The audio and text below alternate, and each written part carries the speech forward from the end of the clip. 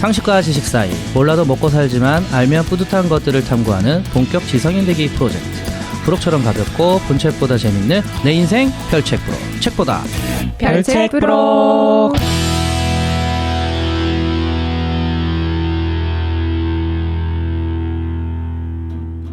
안녕하세요. 묵묵히 뜻을 밝히는 묵사발입니다. 마피아지! 마피아! 네, 여순 엿장수 맘대로 내 인생 내 맘대로 살고 싶은 엿장수입니다. 알고 싶은 것도 많고 하고 싶은 것도 많고 발이 큰 에머즈원입니다. 반갑습니다. 안녕하세요. 저는 판도라입니다. 네, 반갑습니다. 모두 반갑습니다. 네, 안녕하세요, 여러분. 저희 별책 부록에서 댓글 이벤트 중인데요. 오늘 댓글을 달아주신 또 두 분께 저희가 선물을 드리도록 하겠습니다. 와. 자, 발표를 하겠습니다, 여러분. 두구두구두구두구두구. 네. 안느으으님께서 당첨이 되셨습니다. 와우. 네. 저희가 18번째로 했던 음식 주제, 커피 없인 못 살아라는 주제에 이제 댓글을 달아주셨어요. 커피를 너무너무 사랑하는 1인으로 커피 에피소드 잘 들었어요. 이게 저의 첫 별책 부록 입문 에피소드가 되었는데 앞으로 자주 듣게 될 것 같아요. 매끄러운 진행력 부럽습니다. 응원할게요. 하트. 감사합니다. 고맙습니다. 고맙습니다. 네, 두 번째 당첨자는 두구두구두구두구 앤드류 96님이십니다. 익숙한 이름이네요. 네, 19번째, 예, 다음 버전의 이제 그 주제였는데요. 최강의 식사에 댓글을 달아주셨어요. 이거 그 댓글 내용이 그냥 아마존님 칭찬을 하셨네요. 와우. 점점 아마존님의 울창한 개그에 빠져들어 헤어날 수가 없네요. 자, 식이요법 잘 들었습니다. 자식이. 네. 고맙습니다. 네, 축하드립니다. 당신들은 안 고마워요? 감사합니다. 네, 다 고마워하는 걸로 네, 결론 네, 났습니다. 고맙습니다. 네. 분께도 저희가 기프티콘 보내드리겠습니다. 저희 이메일 스타북2020 네이버닷컴으로 메일 보내주시면 제가 안느입니다. 제가 앤드류 구룩입니다라고 메일 보내주시면 바로 선물 쏴드리겠습니다. 사드리겠습니다. 감사합니다. 자, 여러분. 일주일 동안 어떻게들 지내셨습니까? 왜 이렇게 무섭게 물어보세요? 이분, 이유가 있습니다, 지금. 오늘 준비한 것 때문에 되게 오늘 분위기 잡고 계세요, 지금. 준비한 게 없다면 맞아요. 어떻게들 지냈어요? 일주일 동안 편집했어요. 아, 네. 아, 인정. 맞아. 말 그대로 그 멍멍 고생이라고. 네. 아, 네. 마무리를 잘 하셔서 다행입니다. 저희는 앞으로 주의해야 될 것 같은 게 이제 서로 하지 않은 말도 만들어낼 수 있을 것 같습니다. 아, 서로의 오디오가 많지 않습니까? 그렇죠. 조심해야 돼. 악마의 편집 가능하군요, 이제. 저장해둔 그게 있어서, 그죠? 안 한 말도 다 만들어낼 수 있습니다. 자, 어떻게 지내셨어요? 그냥 뭐 평범하게 지냈습니다. 아, 네. 자, 어떻게 오늘 지내셨어요? 딸기우유집이 문 닫아서 너무 슬픕니다. 아, 저희 녹음하는 날 아. 바꿔요. 안 되겠어요. 그러니까 저희가 지금 월요일 날 녹음을 하는데 편집을 하루 이제 포기하더라도 화요일 날 모여서 네, 딸기우유를 먹을 딸기우유를 것입니다. 먹는 걸로. 네. 딸기우유집이 월요일이 정기 휴무여가지고 맞아요. 그리고 슬픕니다. 이 동네에 맛있는 집들이 대부분 다 또 월요일 날 쉬기 때문에 네. 저희가 화요일로 녹음하고 옮기는 있는 거예요. 충 스튜디오가 새마을시장 네. 안에 있습니다. 잠실세내역에서 6분 거리라는 아주 훌륭한 곳에 위치하고 있습니다. 6분보다 덜 걸리던데요? 빠른 거. 5분입니다, 네. 여러분. 어떻게 지내셨어요? 아, 저는 잘 지냈어요. 네. 이거 쓰실 거 아니죠? 쓸 거예요. 아니, 뭐 다 쓸 거예요. 별다른 게 없이, 저는 궁금한 게 많은 판도라다 보니까 재미있는 게 있다. 그러면은 다 제가 직접 해보는 편인데, 최근에 건강과 관련해서 저희가 에피소드로 다루다 보니까 그거랑 관련돼서 궁금한 게 생길 때마다 몽소 해보는 중이거든요. 아, 너무 그래서, 훌륭하십니다. 예. 최근에 이제 운동에 좀 빠지지 않았겠습니까? 아, 운동이요? 예, 그래서 혼자 맨손 체조 하는 거를 하다 네. 효과를 보고 나니까 재밌는 거죠. 오. 그래가지고 지난주에는 철봉을 샀어요. 철봉이요? 오, 훌륭합니다. 철봉을- 본격적이다. 철봉을 샀는데 사고 나니까 집에 있던 밴드, 라텍스 밴드로 네네. 활용해서 할 수 있는 게 좀 많은 거예요. 철봉 운동 많죠. 진짜 네. 많더라고요. 근데 이제 혼자 바닥에서 할 용으로 라텍스여가지고 또 추가로 또 구입하고 지금 하루하루 지름을 낳고 예, 그리고 또 요가 매트도 새로 장만했어요. 그 코르크로 만들었다는 걸로. 그 매트 그럼 전에 쓰시던 게 있었는데 새로 장만하신 그렇죠. 거예요? 좀 넓은 걸로. 그럼 그 전에 거는 어떻게 하시려고요? 그냥 그 자리에 있는 충 거죠. 스튜디오에 갖다 놓으세요. 네. 고맙게 여기 요가 스튜디오로 쓰는 건가요? 네. 몇 개 있는데 사실 뭐 이렇게 옛날 거라 다. 자, 여러분, 저는 너무 바쁘면서 그래서 되게 설레이게 지냈습니다. 왜냐하면 제가 오늘 집단이라는 저희 주제에서 다룰 내용이 마피아거든요. 마피아. 네, 마피아를 제가 선택을 했어요. 근데 왜 이게 바쁘면서 설렜냐면 또 일명 제가 영화광이어서 우후.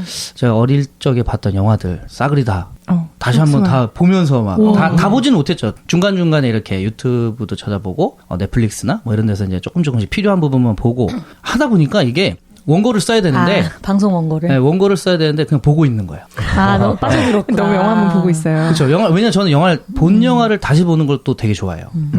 그러면 이제 첫 번째, 두 번째, 세 번째가 다 다른 것들이 보이기 때문에 아주 바쁘게 지냈습니다. 왜냐면 원고를 저는 보통 한 2, 3일 전에 다 끝마쳐 놓고 미리 준비하는 미리 스타일이신데. 하는 걸 좋아해갖고 그렇게 했는데 오늘까지 영화 보셨어요? 오늘까지 했습니다. 제가. 처음입니다. 진짜 빠져들었구나, 완전. 그래서 막 정장 10페이지 막 이렇게 했는데 짧게 가겠습니다. 2차 대전도 뭐 그렇게 했는데 네, 아무튼 기대할게요. 와 이건 정말 추억 소환이라고 해도 과언이 아닐 정도로 제 어린 시절 보고 자랐던 영화들이 한두 편이 아니라 정말 수십 편이 무더기로 기억에서 다 소환됐어요. 그래서 마피아 영화가 그렇게 많아요? 그럼요. 이 싸우고 총 뭐 죽이고 막 폭력 이런 영화가 많아요. 진짜 많아요. 그런 영화 언제 얼마나 어릴 때예요? 그걸 보셨을 때가? 제가 5살. 10대 때? 초등학교 그런 이제- 영화 되게 일찍 보셨구나. 그 이해가 되나? 그 영화 저는 봤던 네. 거 다 이해가 안 돼요. 너무 스토리가 기니까. 맞아요. 근데 제가 이번에 소개시켜 드릴 영화들은 다시 보고 다시 볼 수밖에 없었던 영화들이 많아요.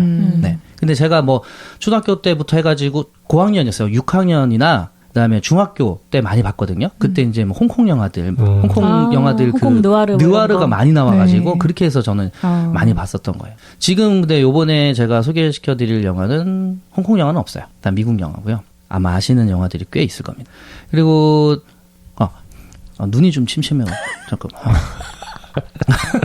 다음에 좀 폰트 좀 크게 해봐요. 폰트가 작네. 페이지가 너무 많아. 폰트도 작은데 너무 다닥다닥 붙어 있어. 그러니까 나랑은 안 네. 맞다. 네. 죄송합니다. 아니, 그 힘들어 보여서. 우리 신경 쓰지 말고 그냥 집중해서 여기만 봐. 놓칠 그래서 이게 길게 하면 또 지루하니까 제가 눈물을 흘리며 칼질을 했고요.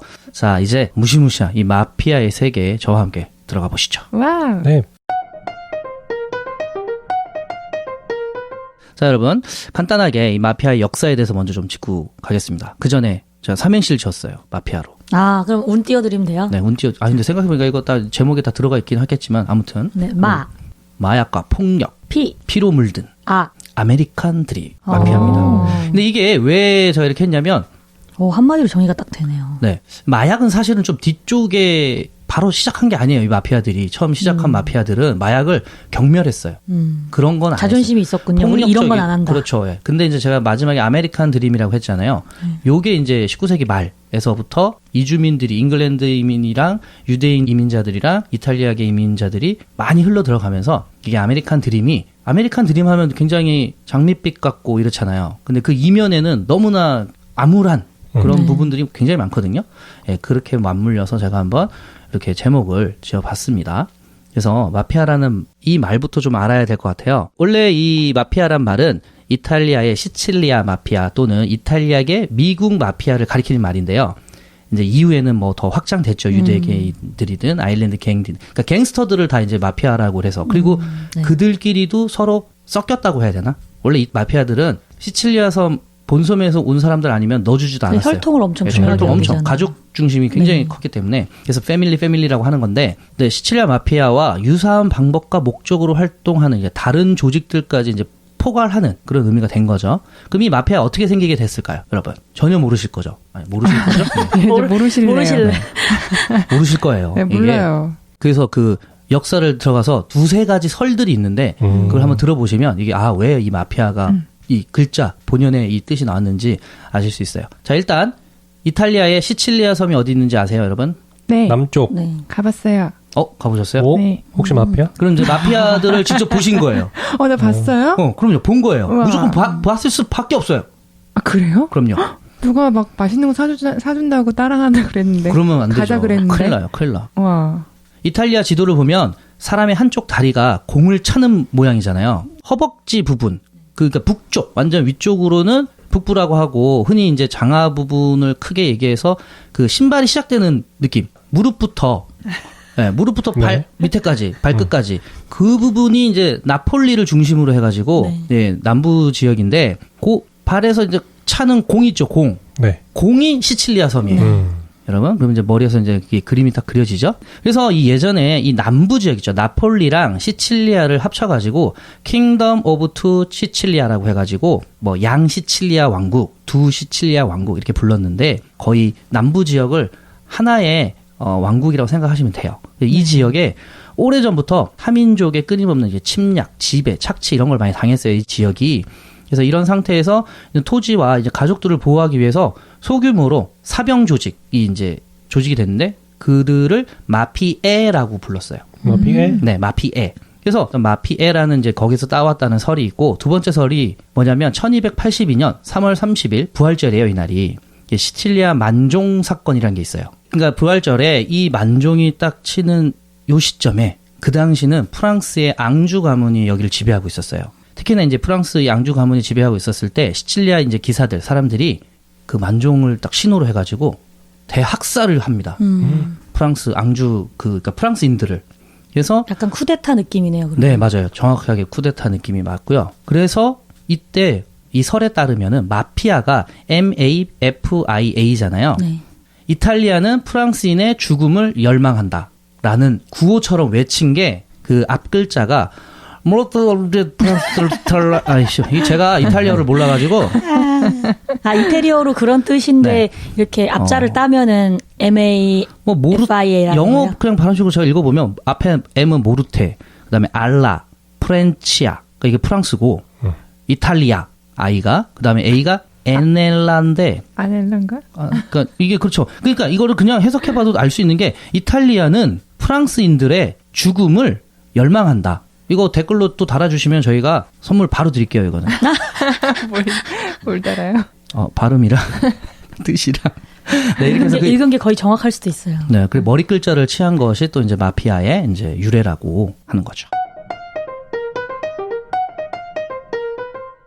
마피아라고 하면 보통 시칠리아 마피아 조직이 가장 유명합니다. 먼저 떠오르실 거예요. 들어보셨을 거예요. 굉장히 많이. 그래서 영화 대부 아시죠? 네. 보셨나요, 여러분? 아주 어릴 때 교육방송에서 이렇게 주말에 틀어주던 주말의 명화. 뭐. 아련한 맞아. 느낌. 그런 아련한 느낌. 네.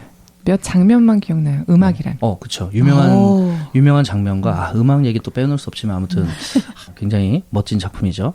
거기에 이제 등장하는 마피아들이 그 유명한 코사 노스트라랑 라코사 노스트라. 이렇게 보시면 돼요. 이거를 이들이 만든 말이 아니라 FBI들이 구분해서 부르는 거예요. 이렇게 무슨 그러니까 파가 그래서 있는데. 근데 저도 이제 이걸 저도 몰랐었어요. 그냥 저는 코사 노스트라만 예전에 많이 들었는데 일반 그냥 앞에 안 붙은 코사 노스트라는 이제 이탈리아 전통 시칠리아 마피아를 말하는 거고, 네.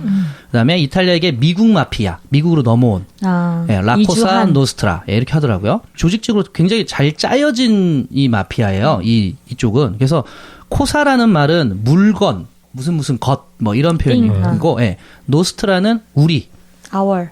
our, 맞습니다. 우리 그래서 우리의 권력, 그런 느낌으로 만들어진 말이라고 해요. 그리고 총 4개의 조직이 있는데 2개만 소개해드릴게요. 왜냐하면 제일 중요한 게 어쨌든 지금 방금 얘기한 라코사 노스트라, 코사 노스트라 이 조직이 중요하기 때문에 그리고 나폴리 지역에서 유명한 카모라라는 조직이 있습니다. 이 조직은 내부 갈등이나 뭐 이런 것 때문에 좀 갈갈이 찢어져서 거리에 그냥 깽 있죠.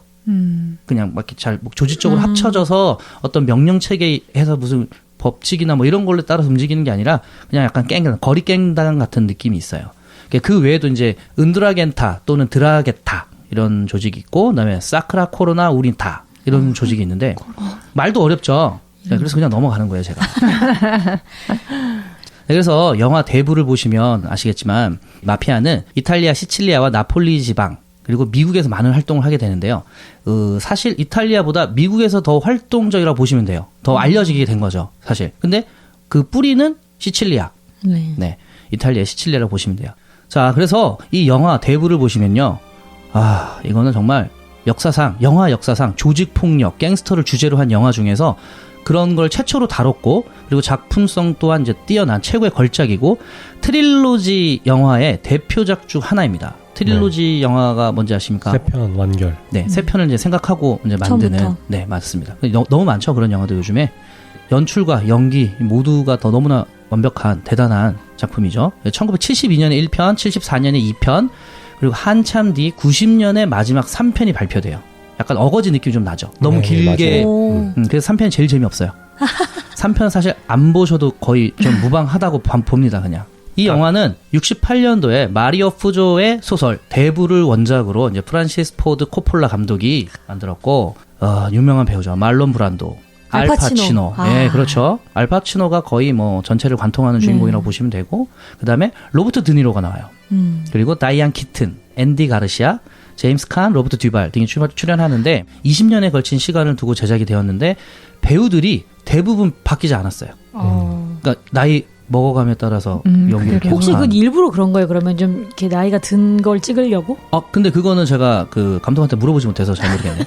실제 영화의 메인 스토리는 1945년부터 알파치노가 죽는 1997년까지 총 52년간이고요.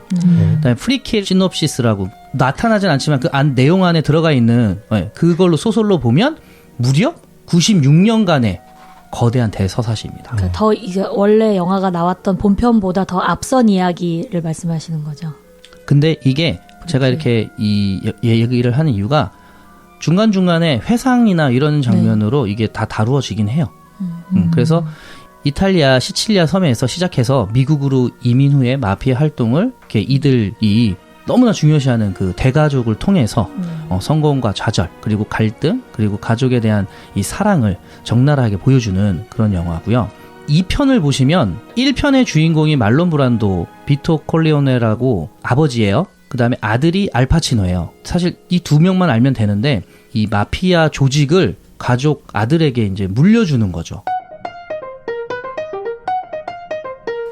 자, 그럼 여러분 그렇다면 어떻게 이탈리아 마피아들이 미국까지 가서 지금까지 활동을 하고 있는 걸까요? 이민 가서? 정답! 어떻게 알았어요? 와. 아까 이민 갔다면서. 네, 맞아요.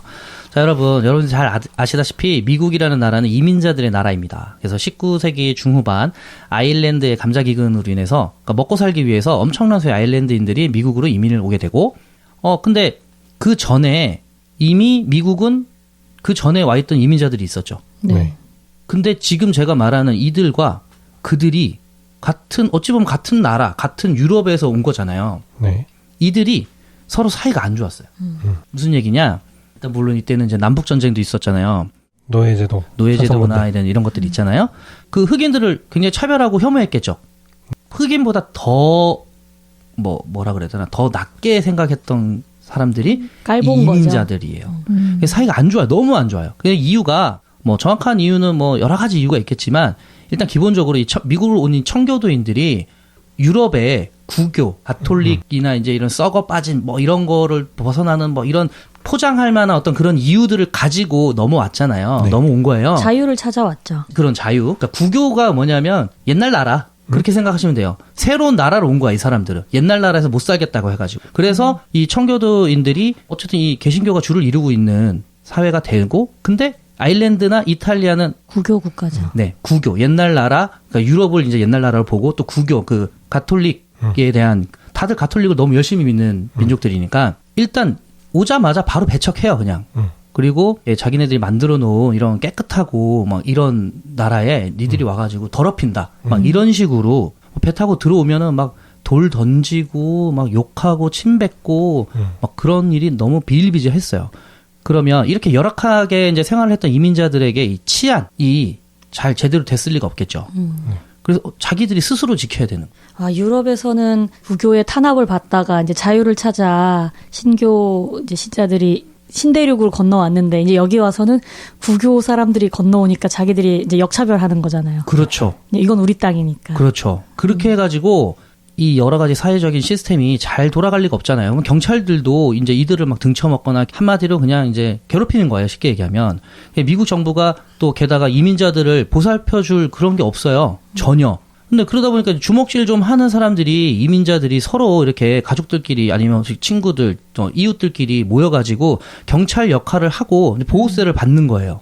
조폭 생활이 이제 시작된 거죠. 근데 이 조직들이 이제 이민자 수가 늘어나다 보니까 세력이 이제 커지는 거예요. 특히나 이제 아일랜드인들이 아주 무서운 사람들이에요. 굉장히 무서워. 그리고 이탈리아인들도 1920년대 무솔리니가 막 탄압하고 해갖고 이탈리아 마피아들이 넘어가서 그 이탈리아 뭐 마피아가 생겼다. 이게 아니고 사실은 그 전부터 다 이렇게 해갖고 자기들끼리 어떻게든 보호하고 이러고 있었는데 조직적으로 어떤 범죄 조직, 조폭의 어떤 그런 형성이 된 게 그들이 가서 그걸 조직화시킨 거예요. 이탈리아 사람들이. 그렇죠. 이탈리아계 마피아들은. 왜냐하면 시칠리아나 이런 쪽에서 그런 쪽으로 뭔가 다 이렇게 잘 되어 있는 사람들이니까 실제로 미국에 가서 리틀 이탈리아라는 지역이 있단 말이에요. 거기 다 모여 살거든요. 그럼 그 사람들을 뒤 봐주듯 보호해주듯 하면서 뭐 챙길 건 다 챙겨 먹는 그런 조직으로 이제 시작이 된 거죠. 각자 도생하는 지역에서 아까 말씀하셨던 사병처럼 자기들이 그렇죠. 예. 자기들끼리 치안을 책임진다 이거죠. 네, 소수의 이제 사병 조직처럼 서로를 자기 자신들을 마을 지키기 경찰인 척한 거예요. 맞습니다. 네, 돈 그래서 받고. 자, 이 상황을 어마어마한 그 리얼리티로 묘사한 대작이 또 하나 있습니다. 네. 바로 마틴 스콜세지 감독의 갱스 오브 뉴욕입니다. 누가 나오냐? 다니엘 데이 루이스, 그다음에 레오나르도 디카프리오, 카메론 디아즈, 그리고 리암 니슨. 근데 다니엘 데이 루이스가 엄청난 배우예요. 아카데미상을 이 사람이 아직 기록 보유자인데 4번인가? 나무주연상을 3번인가 4번을 받았어요. 이 사람이 거의 악역인데 레오나르도 디카프리오도 사실 뭐 악역이죠. 다들 마피아 뭐 갱들인데 갱들 간의 전투 벌어지는 그런 영화니까 이거 좋은 놈이 없는데 사실은 뭐 아무튼 그들 세계에서의 이제 이 레오나르도 디카프리오가 복수를 하는 내용이에요. 그래서 다니엘 데이 루이스는 이미 아까 얘기했던 토착 네이티브즈라는 이제 갱단, 그러니까 네이티브들 자기들이 여기 토착민이라고 생각하는 거야. 자기네들도 이민 와서 인디언들 몰아내고 그렇게 했으면서. 그러니까 이 영화 보면은 제가 지금 얘기하는 이런 주제들을 마틴 스콜세지 감독이 너무 잘 만들어낸 거예요. 이게 누가 나쁜 놈이고 누가 착한 놈이고 이런 거 모르겠고 또 마지막에 되면 실제 사건을 또 이제 약간 이렇게 교차로 하거든요.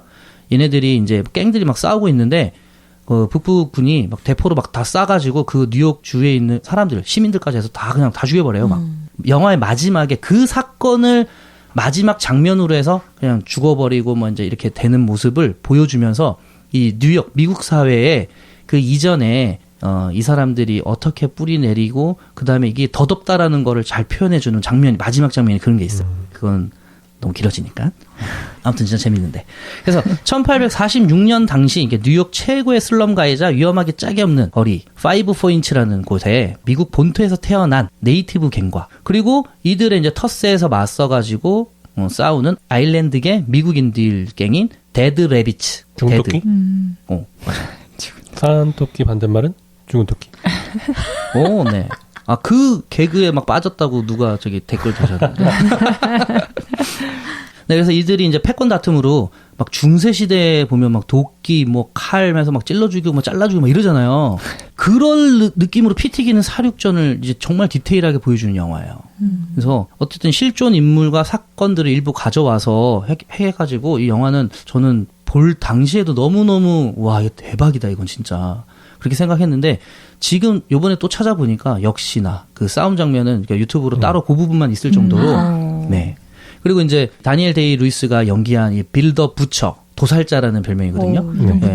이렇게 되게 유명한 갱스터 빌 폴이라는 실제 인물에서 따온 거고 마지막 장면에서 나오는 그 전투씬도 제가 아까 방금 얘기했듯이 뉴욕에서 징병 거부 폭동이 일어났는데 그때 무차별 발포를 해갖고 일어난 그 사건이 있어요. 그런 실제 존재했던 사건과 인물들을 따왔던 영화예요, 이 영화가. 그래서 제가 소개해드렸고 아까 죽은 토끼 산 토끼 네.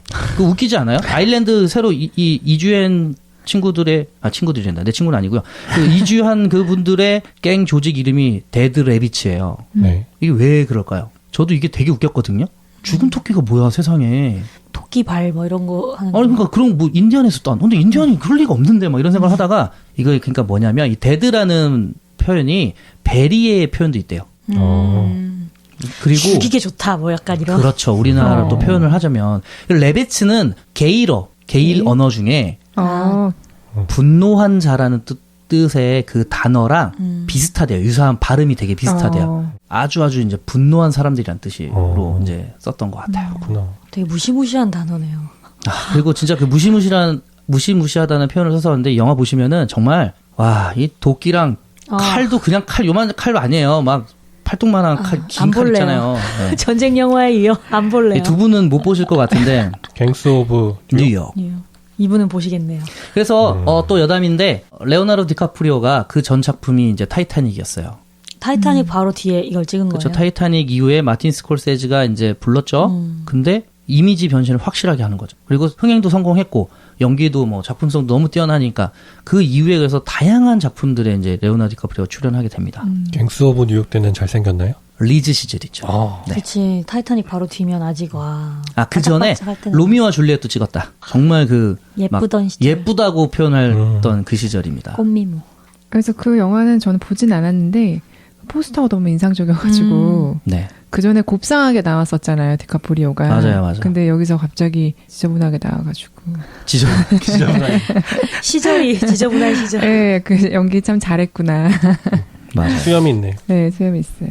머리도 좀 길었던 것 같고. 수염 있어도 참 잘생긴 게 신기하죠. 네, 멋있었죠. 자, 이제 그러면 본격적인 이 마피아들의 세력 확장에 대해서 말씀드릴게요. 자, 이제 이렇게 이민자들이 미국에서 정착하면서 범죄 조직인 마피아를 이제 형성하게 되는데 뉴욕이 거점이었어요. 왜 그러냐면 항구가 있거든요. 그 전에 다른 지역의 항구들도 있었는데 점점 뉴욕으로 다들 모이게 됐고 대부분 웬만한 그 이제 유럽에서 온 배들이 다 뉴욕항으로 왔기 때문에 이 뉴욕이란 지역이 뭐 수도와 같은 지역이었어요. 사실 그때 당시는. 그래서 이제 제일 유명한 뉴욕의 5대 패밀리, 지금도 있는 마피아 조직이죠. 감비노, 루케시, 제노비스, 보난노, 콜롬보라고 하는데요. 이 세력들이 이제 조금씩 확장되는 계기가 바로 1920년에 실시된 금주법입니다. 미국에 금주법이 있었어요. 1920년부터 1933년까지 13년간 이제 금주법이 있었는데 이민자들이 대부분 이제 힘든 노동하고 뭐 돈을 뭐 그때 뭐 당일치기 뭐 이런 돈 하루 벌러 하루 쓰는 뭐 그런 거고 근데 몸도 지치고 마음도 막 고향 가고 싶은데 여기도 막 힘들고 하니까 뭐 하겠습니까, 여러분? 콜라를 먹어야죠. 콜라를 많이 먹었죠. 너무 콜라를 많이 먹어서 콜라 금지법이라는 네.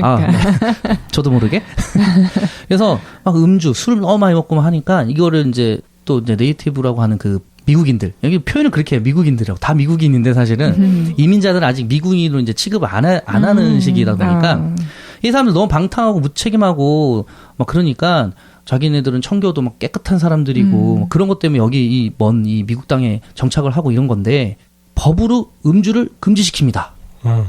근데 이 사람이라는 게 이게 뭐 일부러 뭐 하지마 하면 더 하고 싶지. 밀주를 그러니까. 하죠. 네. 술의 합법적인 생산이 금지되면서 제한적으로 이제 유통되던 술 가격 이제 급등하죠. 근데 가짜 술 만드는 움직임도 조금 이제 생기고, 근데 그 과정에서 이제 저질 술 막 저희 지금 손 닦고 있는 그 알코올로 마시고 막 이러니까 사람들이 막 건강도 나빠지고 목숨도 잃고 말도 안 되는 거죠. 그래서 반면에 이제 금주법을 추진한 이제 사회 지배층들은 약간의 돈이 더 드는 이제 불편을 겪긴 했지만 술을 마시는 데는 그렇게 큰 지장이 없었대요. 그러니까 자기들끼리는 먹은 거야.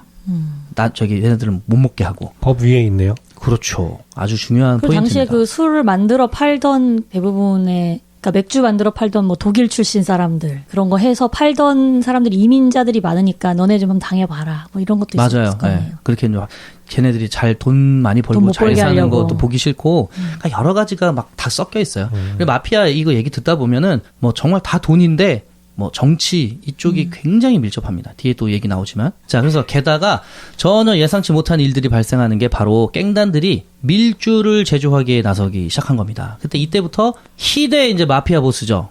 알 카포네. 알 카포네 드디어 등장합니다. 나왔군요. 네, 그 외에도 이제 유명 마피아들이 이제 이름을 떨치게 되는데요. 트리뷴지라고 이제 신문에 이 당시 때 공공의 적 해가지고 퍼블릭 애니미죠. 강철중. 그렇죠. 그 공공의 적이 사실 여기서 따왔을 것 같은 생각이 들긴 들어요. 왜냐면 그게 범죄 그 영화잖아요. 네. 알카포네는 이제 얼굴에 상처가 있었어요. 그래서 별명이 스카페이스예요. 그리고 자 럭키 루치아노라는 이탈리아계 미국 마피아 보스인데요. 5포인트 갱의 일원이었고 이제 이후에 라코사 노스트라 또 나오죠.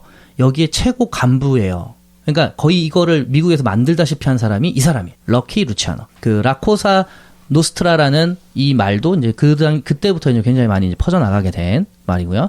자, 그 다음에 벅시 시걸 들어보셨나요? 스티븐 시걸 생각납니다. 이 사랑하는 연인을 위해서요 사막 한가운데다가 도박과 한락의 도시 라스베가스를 세운 전설적인 갱스터입니다. 벅시라는 영화가 있어요. 워렌 비티랑 아네트 베닝이 주인공인데 이 둘이 이제 실제로 그때 만나가지고 영화 끝나자마자 바로 결혼해요. 그래서 아무튼 이 영화 보면 적절하게 섞었어. 막 이렇게 작품성이 엄청 뛰어나고 이렇지는 않은데 뭐 그 상도 많이 받았고요. 영화도 재밌게 볼 수 있는 영화 중에 하나예요. 막 이렇게 너무 막 총싸움 많이 하고 이런 영화 아니어서. 물론 총싸움 합니다. 하기는 두 분은 조심해서 보셔야 돼요. 우황청심 이런 거 하나씩 드시고. 네. 그다음에 존 딜린저 처음 들어보시죠? 퍼블릭 에너미라는 영화가 있었어요. 조니 뎁, 크리스찬 베일이 나온 영화예요. 되게 유명한 은행 강도인데 조니 뎁이 이 존 딜린저를 거의 모습을 사진 보면은 진짜 분장이나 이런 게 너무 닮았어 진짜. 그러니까 존 딜린저라는 사람이 되게 잘생겼어요. 수염이 이렇게 약하게 콧수염이 딱 나가지고 아무튼 그 사람. 그다음에 프랭크 코스텔로, 카를로 감비노 이 두 사람은 이제 대부 그 비토 콜레오네 아까 제가 얘기했죠. 그 대부의 말론 브랜도가 연기했던 그 사람의 모티브가 된 인물이에요. 이 두 사람. 프랭크 코스텔로랑 카를로 감비노라는 조직도 있죠. 그리고 존 고티. 여러 편의 영화가 있어요. 이 사람은 어떤 사람이냐면 앤디 워홀 아십니까, 여러분? 네. 그 사람이 이 사람 초상화 그려줬거든요. 오. 존 고티라는 이 마피아 갱 보스한테. 그래서 타임지에 실렸어요. 타임지에 실린 세 번째 마피아예요. 첫 번째 누구? 알카포네? 알카포네. 두 번째 누구? 아까 지금 바로 얘기했던 프랭크 코스텔로. 여러분들 잘 모르실 것 같긴 한데 영화에서 이 사람을 주제로 영화는 별로 없는데 웬만한 마피아 영화 보면 이 사람이 그냥 스쳐 지나가는지 뭐 나와. 무조건 나와. 럭키 루치아노라는 제목의 옛날 한 5, 60년대 영화가 있는데 저도 못 봤거든요. 근데 그 사람도 다 나와요. 계속 나와. 언제나 뭐, 등장은 하는. 그렇죠. 빠뜨릴 수 없는. 드라마 이런 마피아 드라마에도 보드워커 엠파이어인가 뭐 거기서도 정확하게 나오고 인물이 그려지고 많이 나옵니다. 그리고 이 시대에 이제 마피아의 전성기다 보니까 다른 이런 갱들 있잖아요. 공공의 적들은 제가 이렇게 그냥 열거하듯이 했고 여기 또 뭐 다뤘던 영화들 다 소개하면 정말 3부작은 해야 될 것 같아서 네, 알카포네만 살짝 다루겠습니다. 네. 그래서 이 알카포네를 다룬 영화가 제가 두 편을 소개할 건데요. 이 두 편의 영화를 보면은 그냥 이 시기 금주법 시기부터 그다음에 이후에 대공황 시기, 그다음에 심지어는 베트남전 직전까지도 가는 미국 사회의 모든 걸 관통하는 그런 사회적인 모습을 다 볼 수 있어요. 첫 번째 영화는 뭐냐면 Once Upon a Time in America입니다. 그리고 두 번째는 제가 언터처블이라는 영화를 소개시켜 드릴 건데 언터처블은 완전히 정말 알카포네를 잡기 위한 수사관 엘리언 네스라는 실존 인물의 그 사람이 이제 주인공이에요. 그건 두 번째로 얘기를 다뤄볼게요. 우선 Once Upon a Time in America 이거 알죠, 여러분? 몰라요? 설명해 드릴게요. 너무 유명하죠. 네. 이탈리아의 거장 감독인 세르조 레오네라는 감독이 이 사람은 이제 서부 영화 많이 찍었던 사람인데 그래서 Once Upon a Time in West라는 영화도 있어요. 그건 이제 서부가 배경이에요. 주연은 로버트 드니로, 그다음에 제임스 우즈, 제니퍼 코넬리. 예, 음악엔 너무나도 유명한 엔니오 모리코네입니다. 음악 때문에 아는. 네, 그죠. 정말 이분은 음악을 빼놓을 수가 없어요, 정말. 네, 지금 배경으로 나온 이 음악이 바로 이제 그 Once Upon a Time in 아메리카의 음악입니다. 한번 들어보실까요? 네.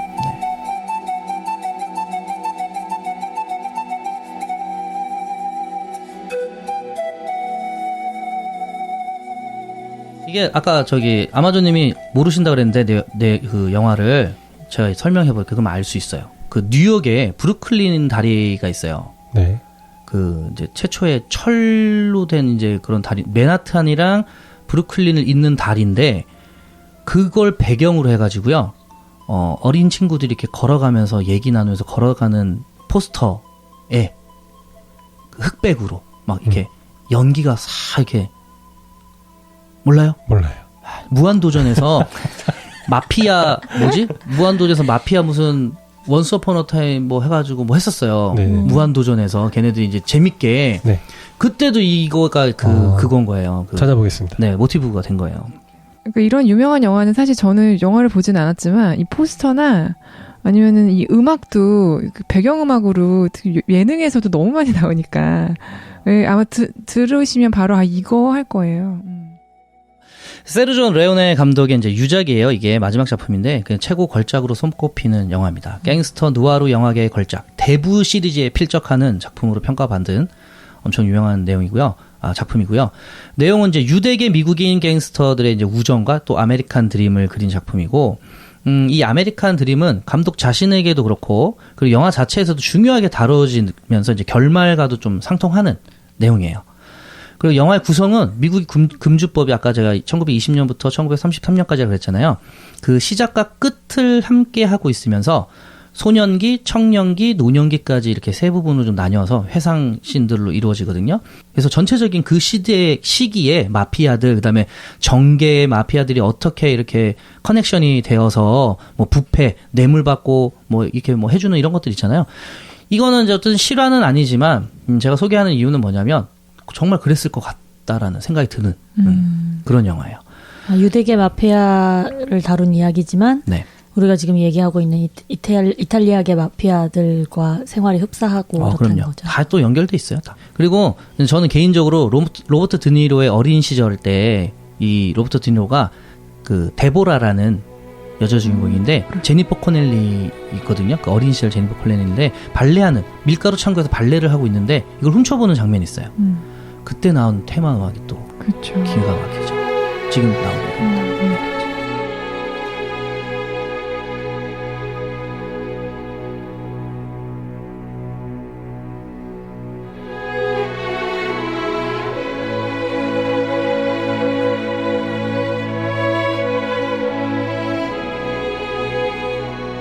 노래 좋죠.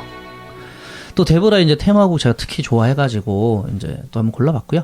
그리고 이 영화는 이제 해리 그레이의 소설 더 후즈라는 작품을 원작으로 하는데 4시간에 가까운 러닝 타임이에요. 그래서 조금 약간 부담스러울 수 있는데. 아니 근데 이것뿐만이 아니라 이게 관련된 영화들 다 좀 길지 않아요? 네, 근데 이제 이 원스 어폰 어 타임 인 아메리카 같은 경우는 또 여담인데 그 개봉할 때마다 그 러닝 타임이 다 달라요. 편집을 다르게 하나요? 감독이 6시간짜리를 만들어 놨는데 아. 이거를 당연히 6시간 누가 와서 보겠어요. 그죠? 뭐 이거 밤새서 볼 것도 아니고. 그래서 이제 잘랐겠죠. 편집을 해 가지고 처음에 개봉을 했는데 이게 너무 칼질을 많이 한 거니까 완전 혹평을 받은 거예요. 영화가 재미가 없다. 심지어 한국에서는 어떻게 들어왔냐면 이게 회상하면서 그 로버트 드니로의 표정이나 이런 게 되게 뭐랄까 의미하는 게 굉장히 의미심장하거든요. 표현하는 게 의미심장한데 그거를 이 편집한 한국 거기서 그 시간 순으로 한 거예요. 아니, 한국에서 편집하는 거예요? 심의 뭐 아니, 이런 이제 데서 잘랐나? 한국에서 수입해서 들어왔는데 한국에서 처음 개봉했을 당시는 이거를 원래 회상 플레이백 이렇게 넘어갔다가 저기 실제로 아까 현재로 오고 이렇게 왔다 갔다 해야 되는데 감독이 그렇게 만들어놨는데 마음대로 이제 시간 순으로 쫙 해서 개봉을 한 거예요. 마음대로 막 짜집기를. 그럼 이게 뭔 영화야? 사람들이 그러니까 그 비평가들도 그러고 막 난리가 났었죠. 그리고 나서 한참 뒤에 이제 다시 이제 감독판 뭐 해서 뭐 DVD에 뭐 이게 여러 가지 버전들 나오잖아요. 대부도 그런데 뭐 리마스터링까지 나오고. 네. 그래서 아무튼 그 지금 이제 어쨌든 최근에 나온 작품은 이제 거의 이제 원상이 복구가 된. 그래도 완벽하게 그 제일 길었던 작품은 본 사람이 거의 없대요. 6시간. 근데 그거 본 사람이 있대요. 6시간짜리 말고 한 조금 더 줄인 건데 그거를 봤는데 미국에서도 이제 그 너무 길어서 이제 잘랐는 그 편집한 영화 그가 있는데 그걸 본 사람은 기자가 봤다 그랬거든요. 정식 상영을 한 건 아니에요. 정식 상영한 게 아니니까. 그러니까 못 봤죠, 당연히. 공식적으로도 250여 분 이렇게 봤던 것 같아요. 3부작으로 자르지. 그건 뭐 저희가 이제 저희가 1, 2부로 안 나누는 거랑 비슷한 의미 아닐까요? 제 건 안 볼까 봐. 네. 그리고 자 이제 마피아를 대표하는 인물인 알 카포네 얘기를 좀 해보려 합니다. 네. 그래서 자 추천작은 1987년에 제작된 브라이언 드팔마 감독의 케빈 코스트너, 쇼온 코넬리, 앤디 가르시아 그리고 알 카포네 역에는 로버트 드니로가 나옵니다. 언터처블입니다. 이 영화는 철저하게 실화를 바탕으로 했고요. 엔니오 모리코네 이분이 또 음악을 했어요. 정말 대단한 분입니다. 네, 실화를 바탕으로 한 영화고 시대적 배경은 미국에서 금주법 시행되던 아까 그 시기예요. 그리고 마피아 보스인 알 카포네는 온갖 잔혹한 범죄를 다 저지르고 다니는데 경찰이랑 정치인들 다 매수해가지고 거의 뭐 절대적인 권력을 누리고 있을 그럴 때예요. 그의 범죄가 이제 주정부랑 밀착 관계가 너무 심하니까 이게 잡을 수가 없는 거예요, 이 사람을. 그래서 연방 수사기관이 탈세 혐의로 이 사람 잡으려고 미국 재무부 소속 수사관인 엘리언 네스를 이제 책임자로 해서 매수되지 않을 만한 사람들 있죠. 뇌물에. 그 팀으로 이제 꾸린 그 사람들이 백발의 노인 쇼 코넬리가 나오죠. 짐 멜론이란 경관. 그러니까 때묻지 않고 이제 갓 경찰 대학을 졸업한 조지 스톤. 앤디 가르시아 이제 젊었을 때예요. 앤디 가르시아는 대부에서도 나와요. 대부 3편에서 거의 가족이에요. 또 그 의붓아들 뭐 그런 거야. 3부 재미없어. 보지 마. 3부를 싫어하시는군요. 3편은 좀 별로야. 실망이야. 자, 아무튼 앤디 가르시아가 나오고요. 회계사로는 오스카 웰런스를 이제 멤버로 해서 특수 수사팀을 꾸리게 돼요. 근데 이때 알카포네가 역시나 이 수사팀을 공갈, 협박, 뇌물로 매수하려고 했는데 통하지가 않았던 거죠. 그래서 이에 감명을 받은 언론인이 이들에게 붙인 별명이 바로 언터처블스였습니다. 언터처블스가 그래서 무슨 뜻이냐면 절대로 매수당하지 않는, 그러니까 엮을 수 없는 언터처블, 손댈 수 없는 그런 사람들인 거예요. 그래서 불법 밀주 공장 급습해갖고 뭐 이제 의욕적으로 이제 수사 펼치고 하는데, 그래서 알카포네를 어쨌든 그 우여곡절 끝에 법정에 세워서 감옥에 보냅니다. 그래서 이 특수팀이 이후에 FBI의 모태가 되고요. 그래서 FBI 수사관들을 가리키는 말로 언터처블이라는 말이 또 쓰이고 있어요. 네. 언터처블이 범죄를 저질러도 손댈 수 없는이 아니고 아니에요. 범죄자들이 뇌물, 손댈 수 없는. 근데 날카로운데요. 아마존? 보통 그러니까 이게 언터처블이라는 영화를 보고 이제 평가한 사람들 얘기를 들어보면 그렇게 따지니까 손댈 수 없는 거야, 진짜. 근데 알카포네가 손댈 수 없는 사람이었잖아요. 네. 그래서 약간 중의적인 표현으로도 썼다고도 이제 하더라고요. 이 영화 음악 관련 이게 너무 많은데 엔니오 모리꼬네? 엔니오 모리꼬네. 아니 앞으로 제가 발표할 또 영화를 언급하면서 나올 유명한 곡들이 많잖아요. 나중에 이제 음악 하시는 판도라님이 엔니오 모리꼬네 그 음악 특집을 하세요. 이 작곡가를. 그럼 제가 옆에서 영화 설명을 들어갈게요. 너무 좋죠. 아니 엔니오 모리꼬네는 협력해서. 많이 아시는 게 뭐 시네마 천국, 미션, 그쵸. 러브 어페어, 뭐 지금 바로 거론해도 사실 1시간 하루도 모자르죠. 그래서 지금 얘기 들어보시면 아시겠지만 감독이나 뭐 이런 사람들이 영화 배우들이 지금 계속 반복해서 나오는 사람들 많죠. 로버트 드니로, 알파치노, 앤디 가르시아 계속 반복되고 있어요 지금. 재밌는 얘기 하나 해드릴게요. 미국 대통령의 첫 방탄차 있죠. 언제 어떻게 생기게 됐는지 아십니까, 여러분? 뭐냐면 알카포네가 방탄차를 타고 다녔어요. 먼저. 알카포네 차야. 그게 얘가 체포가 됐는데 이제 재무부에서 압류를 했어요. 네. 근데 훗날 이제 진주만 공수부에서 2차 대전이 발발하면서 당시 대통령 루즈벨트 대통령인데 경호를 위해서 재무부에서 대통령 암살 시도가 있을지 모른다고 해서 방탄차를 구하려고 했는데 그 시점에 미국 정부가 소유하고 있었던 유일한 방탄차가 알카포네한테서 압수한 이 차였던 거예요. 그래서 그걸 대통령한테 준 거예요? 네. 대통령이 타고 다녔어요. 자, 여러분. 마피아와 관련된 범죄. 뭐가 있을 것 같아요? 이 부분이 좀 길어질 수 있어요. 일단 밀주 얘기 나왔고. 그렇죠. 그다음에 자기네 그 사람들 패밀리를 보호한다고 했으니까 폭력 있을 거고. 폭력. 그다음에 밀주니까 당연히 탈세 나오고. 그렇죠. 그다음에 불법 이민 있을 거고. 그렇죠. 또 제가 아까 제목에서도 얘기했잖아요. 피로 물든 살인. 살인 청부하는 거예요. 그렇죠. 살인 청부. 이게 마피아랑은 이게 뗄래야 뗄 수 없는 그런 거죠. 그래서 마피아를 제가 이렇게 주제 발표를 하는 이유는 여러분이 이 영화들이나 뭐 마피아에 대해서 열심히 알아서 뭐 그게 아니고 이제 이런 일이 뭐 일어나면 안 되고 이 사람 다 없어져야 되는데 저희가 이제 잘 알아야 되니까. 그래서 뭔가 데자부 전쟁 때 들은 얘기 같은. 맞습니다. 네. 저는 항상 그런 주제예요. 쉬운 주제로 갑니다. 자, 이 진짜 헤아릴 수가 없는 많은 범죄들이 있었거든요. 근데 그 중에서도 실제 일어났던 뭐 이런 사건들은 너무 많은데, 근데 증거랑 시체를 찾지도 못하는 그런 것들이 되게 많아요. 그 이유도 있고, 그 중에서도 이제 어떤 좀 미제 사건 중에 유명한 것들을 바로 아이리시맨, 최근에 개봉한 아이리시맨에서 좀 많이 다뤄요. 이게 아이리시맨 같은 경우는 그러니까 픽션과 넌픽션을 넘나드는 영화예요. 아이리시맨을 제가 좀 소개를 해드릴게요. 1973년부터 1995년까지 무려 22년이나 감독 주연으로 호흡을 맞춘 그 숱한 명작들을 만들어낸 마틴 스콜세지 감독이랑 로버트 드니로가 23년 만에 다시 손잡고 만든 영화입니다. 그리고 알파치노 너무나 유명하시죠. 조 페시 유명합니다. 잘 모르시죠? 나홀로 지배에서 그 키 작은 땅딸보 네네. 강도. 근데 사람들이 잘못 알고 있어요. 나홀로 지배를 너무 많이 알고 있다 보니까 이분이 그런 분이 아니야. 원래 이쪽 분이에요. 마피아 관련 이런 이쪽 영화에 진지하고 연기력이 뛰어나신 그런 할아버지예요. 연기력은 뛰어났어요. 맞아요. 그다음에 하비 카이텔도 너무 유명한, 잘 모르실 거예요. 저는 이분 최초의 기억이 뭐냐면 중3 때 본 이제 피아노라는 제인 캠피언 감독이 만든 깐 영화제 대상 그 황금 종려상을 받은 거기서 이제 이분이 나오죠. 이분이 이제 전라로 나와요. 그래서 기억해요. 저도 그래서 기억해요. 그때는 못 보는 영화 아니었어요? 네, 넘어가죠. 자, 왕년에 이제 이런 기라성 같은 쟁쟁한 배우들이 이제 뭉쳐서 만든 영화예요. 특히 알파치노는 이 영화가 스콜세지 감독이랑 첫 영화예요. 조 페시 같은 분은 이제 은퇴를 했다가 이 영화로 다시 한번 영화 찍자 그래가지고 9년 만에 복귀를 한 거예요. 그래서 마틴 스콜세지 같은 경우는 아카데미상에 인연이 좀 없는데요. 초반에 제가 설명한 갱스 오브 뉴욕 아시죠?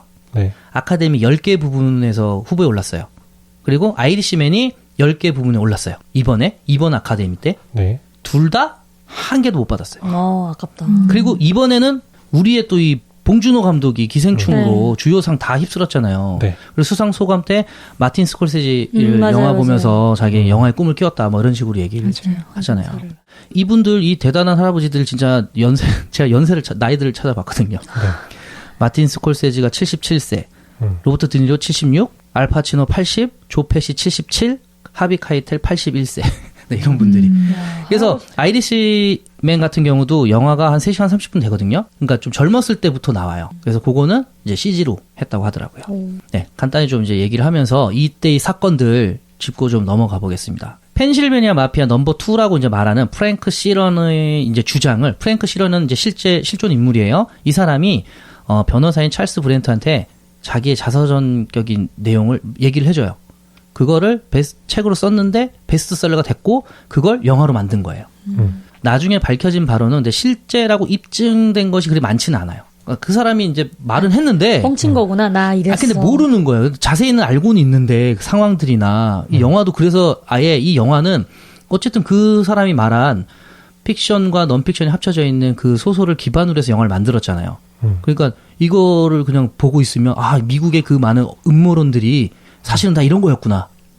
이런 생각이 들 정도로. 3시간 30분이 훅가요? 아니요. 정말 지루할 수 있는데 아니 왜냐면 왜 지루할 수 있냐면 여기 나오는 인물들이랑 그 사건들에 관심이 없거나 기본 그리고 지식이 이 좀 배우들이나 없으면. 아니면 감독에 대해서 관심이 없으면 이 3시간 30분을 어떻게 버텨야 될지. 근데 이제 저 같은 사람은 미치죠. 2번 봐도 아깝지가 않죠. 왜냐면 내가 놓쳤나 그러면은 근데 넷플릭스에서 개봉한 거라 다시 보고 또 이렇게 하면 되는데 그만큼 예쁜 여배우가 안 나오는구나. 절대 안 나옵니다. 다 꽃보다 할배처럼. 정확합니다. 이서진 씨가 할아버지도 데려다니는 뭐 그런 영화예요.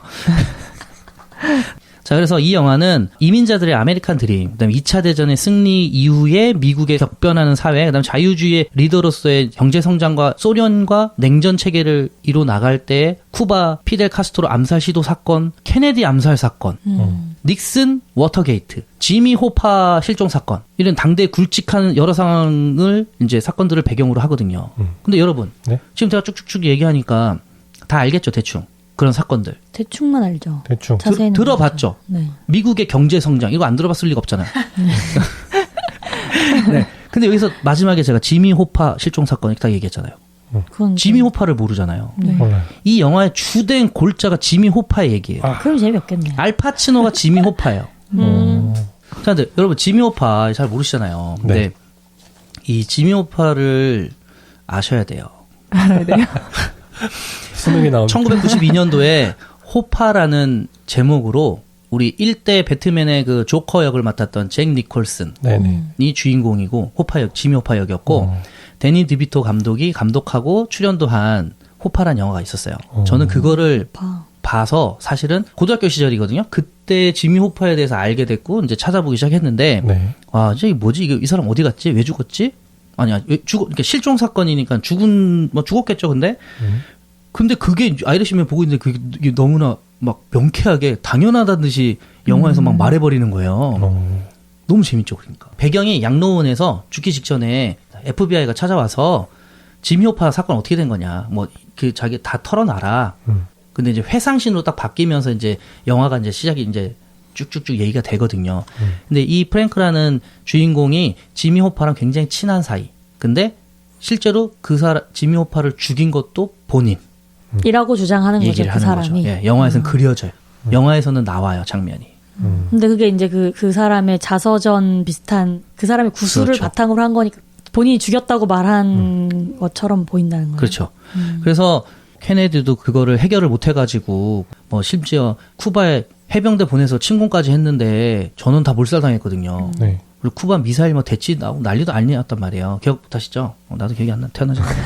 아무튼 그런 너무 많은 일들이 있었기에 저기 오스왈드 케네디를 네. 암살했다고 하는 오스왈드도 뭐 마피아와 관련돼 있는 사람인데 얘가 입을 열까봐 또 다른 마피아의 또 히트맨을 보내서 걔를 또 죽였다. 막 이렇게 막 물고 물리는 게 막 어마어마해요 이게. 지미 호파도 어쨌거나 그러니까 마피아랑 연결된 사람이었다는 그 추측을 하고 있는 거죠. 그래서 이제 지미 호파라는 사람은 정말로 마피아랑 연결이 많이 돼 있던 사람이에요. 그 감옥도 갔다 온 거잖아요. 맞아. 잡혀가지고. 지미 호파는 감옥도 갔다 왔고 트럭 노조의 노조 조합장이었는데 그 당시에 이 트럭 조합이 미국에서는 어마어마한 큰 조직이었고 이 노조가 40만 명 가까이가 이 전국에 막 회원이. 예, 선거 때 조합장 되려고 선거 때 막 다 유세하러 다닐 정도로 대통령 뽑는 선거처럼 그렇게 해서 위치가 올라가 있는데 지미 호파 같은 경우는 이런 대조직을 이렇게 막 하려면은 그냥 말로는 안 되는 거야. 막 그래서 뒤로 돈 쓰고 암묵적으로 이랬구나. 마피아 중간 보스나 이런 사람들이 지점의 뭐 조합장 같은 뭐 이런 간부들 있죠. 그런 위치에 하나씩 다 이렇게 넣어놓고 그런 식으로 일을 했었어요. 결탁해갖고 마피아랑. 네, 실제로 이제 했었는데 여러 가지 이제 서로 사이가 나빠져요. 그 영화를 보면은 조 페시 역할로 나오는 러셀이라는 이제 그 최고 마피아 이제 두목 넘버 1, 넘버 2가 이제 로버트 드니로예요. 로버트 드니로는 젊었을 때부터 이 조 페시가 지시하는 살인들을 다 했던 살인 청부업자야. 킬러예요, 킬러.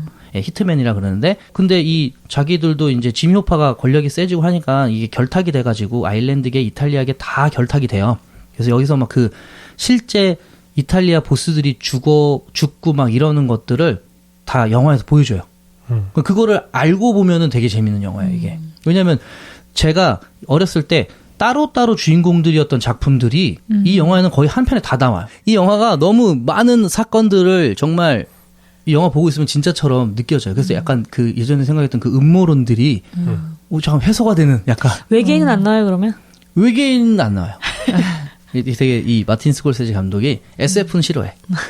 네, 리얼리티를 좋아하지. 이 방송 듣고 난 다음에 그 영화를 보면 좀 도움이 되겠네요. 그러니까 이거는 뭐 스포일러고 이런 게 없어요. 그냥 보시면 돼. 근데 이제 3시간 30분의 러닝타임을 견뎌야죠. 원스 어폰 어 타임은 뭐 4시간 가깝고 언터처블 2시간, 꽉 찬 2시간. 대부분은 시리즈 다 보려면 그것도 한나절. 아니죠. 3편 안 봐도 되니까. 아예 무시했어. 3편에서 어쨌든 1997년이라는 배경에 알파치노가 죽어요, 여러분. 다 뭐 말했어. 이건 뭐 그냥 그게 결론이야. 그것만 결론이야. 보는데. 안 봐도 된다는 걸 확실하게 하기 위해서. 이거 다 어떻게 찾아봐요. 일단 1, 2편이 너무 명작이기 때문에 그걸 그렇죠. 먼저 보세요. 그래서 아이리시맨은 여러분 보시면 좋을 것 같아요. 그냥 그 전에 있는 영화들을 전에 만들었던 영화들은 좀 찾아서 보기도 좀 힘들 것 같기도 하고 또 옛날 영화니까 먼저 좀 보려면 너무 잘 만들었기 때문에 저는 사실 갱스 오브 뉴욕이랑 아이리시맨 이 두 작품이 좀 좋은 것 같아요. 자, 여러분 마무리할 건데요. 네. 자, 그럼 현재 마피아는 이제 어떤 모습으로 어떤 상황으로 있을까요, 여러분? 이탈리아 마피아와 지금 미국의 마피아 라코사 노스트라 예, 그에 대해서 간단하게 상황을 좀 알려드릴게요. 이탈리아 주식 같은 경우는 2012년 기준으로 해서 연매출이 180조, 순이익이 무려 129조. 그 뭐 아마존보다는 뭐 덜한 것이지만 뭐 아무튼 만만치 않아요, 이 조직들이. 그리고 그런데 범죄 조직의 정확한 매출 조사가 힘들잖아요, 사실. 그렇죠. 확실할 수가 세금 없잖아요. 낸 것만 알 수 있는 거잖아요. 네, 이거보다 더 작다라는 사람들도 있고 이거보다 훨씬 더 많아서 우리가 모른다 아예. 이거는 뭐 아마존 저리 꺼져라 이 정도일 수도 있다. 일단 애플보다는 많아요. 얘네가 지금 버는 그 돈이. 이거 어마어마한 규모죠. 이탈리아 정부의 강력한 탄압이랑 토벌로 해서 이제 숨지기고 있었는데 이런 마피아가 코로나19 사태를 틈타서 있잖아요. 사회적 거리두기 하는 다시 기지개를 펼 것으로 예측이 나오고 있어요. 왜 그렇게 예측하지? 자, 이탈리아 신기하네. 경찰들은 이제 마피아 조직이 코로나19 위기를 악용해서 조직 재건과 수익 확대를 깨하고 있다라는 이 정보를 듣고 이제 경계를 더 강화하고 있는데요. 예를 들어서 기업들이 힘드니까 지금 뭐 막강한 돈을 갖고 있잖아요. 사채 이런 거 하려나? 그렇죠. 그런 것도 있고 기업들을 다 인수해버리는 거야. 그치. 합법적으로 이 사람들이 뭔가 많이 하려고 한다 그랬잖아요. 그래서 돈 세탁해야 되니까. 그렇죠. 일단 그래서 기업들을 다 사버리는 거죠, 그냥. 아마존 헐값에. 진짜. 아마존을 사는 거 아니야? 아마존은 못 살 것 같은데, 제 생각에. 그리고 자영업자나 이제 개인들한테는 이제 고리에 이제 불법 대출, 예. 고리 대금이라고 그러잖아요. 그리고 심지어 이제 피자 배들이라는 이런 거를 통해 가지고 마약을 아직도 계속 이렇게 하고 있어요. 그리고 미국 조직들은 20세기 후반에 들어서서 이제 미국이 범죄의 전쟁을 선포하면서 라코사 노스트라의 역할이 조금씩 줄어들고 그 FBI나 이제 이런 쪽에서 이제 계속 이제 압박을 가하니까요. 그 1980년대부터 이 와해시키기 시작했어요, FBI가. 그래서 좀 약간 성공적인 단속이랑 더불어 가지고 고립되어 있던 이탈리아, 시칠리아계 사회가 이제 차츰 해체되는 거죠, 이렇게. 그래서 전체 미국 사회로 그냥 흡수 돼 가지고 마피아 단원들을 기르기 위한 전통적인 그 양육을 하는 어떤 실질적인 교육 방식들이나 이런 것들이 많이 줄었다고 해요. 그래서 많이 줄어들었다고 이렇게 막 가고 있는데 그럼에도 불구하고 2019년 US 헤럴드 기사에 의하면 뉴욕에서만 마피아와 크고 작은 관계를 맺고 있는 사람의 수가 7,000명 정도로 추산되고 또 이제 2011년도에 9월 11일 날 9.11 테러가 터지잖아요. 네. 네. 그때 FBI 내에 있는 조직 부서의 개편이 막 이루어지는데 조폭들을 담당하던 수사 인력들이 대테러 부서 쪽으로 많이 이제 이전된 거예요. 그래서 마피아 입장에서는 막 압박하던 그 숫자가 줄어드니까 약간 호재라 생각해가지고 활동을 굉장히 다시 이렇게 막 했다고 하더라고요. 그래서 요약을 하면은 오늘날에 이제 미국 마피아는 수사기관들이 좀 옅어진 감시망이랑 약 100년 넘게 자신들이 이제 지어온 그 미국 암흑가 이런 패권들 있죠. 그 여전히 이제 단단하게 이제 이탈리아 본토 조직들이랑 연계도 하고 그리고 8, 90년대 그 범죄의 전쟁 시기에 수감됐던 베테랑 조직원들이 이제 석방되고 있는 거 지금. 베테랑들이 그래서 그분들이 현업에 또 뛰어드시고 예. 기존 조직원들의 인도하에 뉴욕의 이제 뒷골목이랑 남부 이탈리아 거리에서 이제 그쪽에서 또 차출되는 신입 애들 있죠. 신입 사원들, 신입 조직원들. 이분들이 또 이분들이란다. 이 얘네들이 다 또 이제 넘어오고 그다음에 2000년대 들면서 이제 뭐 리먼 브러더스 사건처럼 그 경기 불황이랑 뭐 이런 사건들이 하면서 아까 얘기했잖아요. 그러니까 고리 대금, 고리 대출이라고 해야 되나요? 돈을 빌려주고 굉장히 높은 이율로 그거를 이제 삥 뜯는 사채. 또 과학기술의 발달로 더욱 다양해진 범죄 수법들. 내외부적으로 21세기에도 여전히 미국 북동부와 중서부의 암흑가를 이게 강력하게 조직을 해서 운영하고 있다. 이렇게 나온단 말이에요.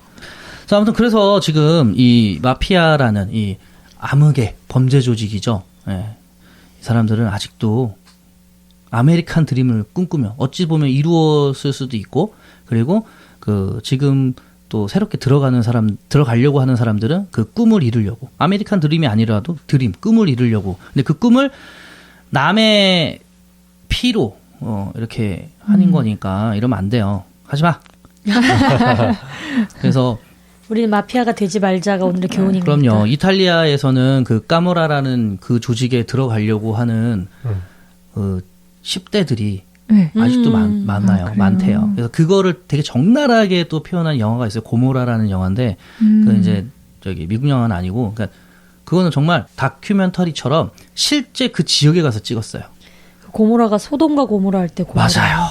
거기서 이제 나왔던 그러니까 그 정도로 그냥 아무 의미 없이 충질하고 아무 의미 없이 사람을 죽이고 막 이런 예, 마피아를 모습을. 동경하는 10대 애들. 그렇죠. 이제 그런 영화를 봐야 돼. 이런 영화 보면은 약간 이게 멋있어 보이잖아요. 미화시키는 게 좀 있단 말이죠.